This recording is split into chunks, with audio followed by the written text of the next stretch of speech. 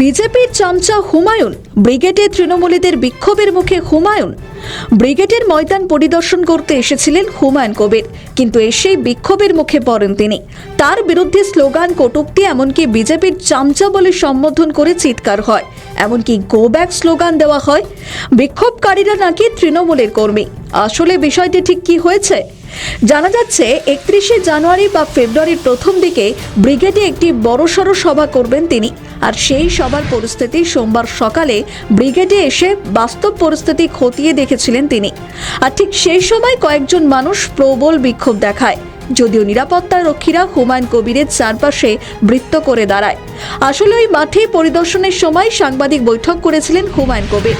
সেই সময় কয়েকজন যুবক মাঠে খেলা করছিলেন, তারা হুমায়ুনকে দেখতে পেয়েই এগিয়ে আসে, এরপরই চিৎকার শুরু করে।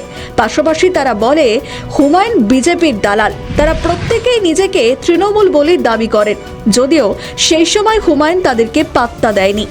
এরপর ওই বিক্ষোভকারীদের সাংবাদিকরা প্রশ্ন করে যে তারা কোন রাজনৈতিক দলের কর্মী। তারা বলেন, আমরা কলকাতা পোর্ট এলাকা থেকে এসেছিলাম, আমরা তৃণমূল করি। বিষয়টা শোনার পরই হুমায়ুন কবির তৃণমূলের বিরুদ্ধে সুর চড়ান। পাশাপাশি দুর্নীতি ইস্যুতে তৃণমূল সরকারকে কাঠগড়ায় তোলেন সাসপেন্ডেড তৃণমূল বিধায়ক। তিনি বলেন, চাকরি বিক্রি করে দুর্নীতিতে ইতিহাস তৈরি করেছে মমতা চোরের সরকার। সেই কারণেই বাংলার মানুষের স্বার্থে নতুন দল গঠন করেছে, ভোটে লড়ে মমতাকে ক্ষমতাচ্যুত করব।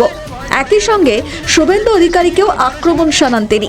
বিভিন্ন জনসভা থেকে শুভেন্দু অধিকারী দাবি করেন বিজেপি এবার 220টি আসন পাবে, আর এটাকেই কটাক্ষ করেন হুমায়ুন। তিনি বলেন, 2020 কোথা থেকে পাবে? বিজেপি তো 30,000 বুথে কর্মীই দিতে পারে না। উল্লেখ্য, গত 20শে ডিসেম্বর মুর্শিদাবাদে নিজের নতুন রাজনৈতিক দল ঘোষণা করেছেন হুমায়ুন কবির। নাম রাখেন জনতা উন্নয়ন পার্টি। তার আগে 6 ডিসেম্বর বেলডাঙ্গায় বাবরি মসজিদের শিলান্যাস করেন। এরপরে তৃণমূলের সঙ্গে সংঘাত বাড়ে আর তাকে সাসপেন্ড করা হয়। তারপর থেকেই চর্চায় উঠে আসেন হুমায়ুন কবির। আমাদের ভিডিও ভালো লাগলে লাইক ও শেয়ার করুন, কমেন্ট সেকশনে আপনাদের মতামত জানান। আরও ভিডিও পেতে আমাদের চ্যানেলটিকে সাবস্ক্রাইব করুন এবং প্রতি মুহূর্তে খবরের আপডেট পেতে প্রেস করুন বেল আইকন।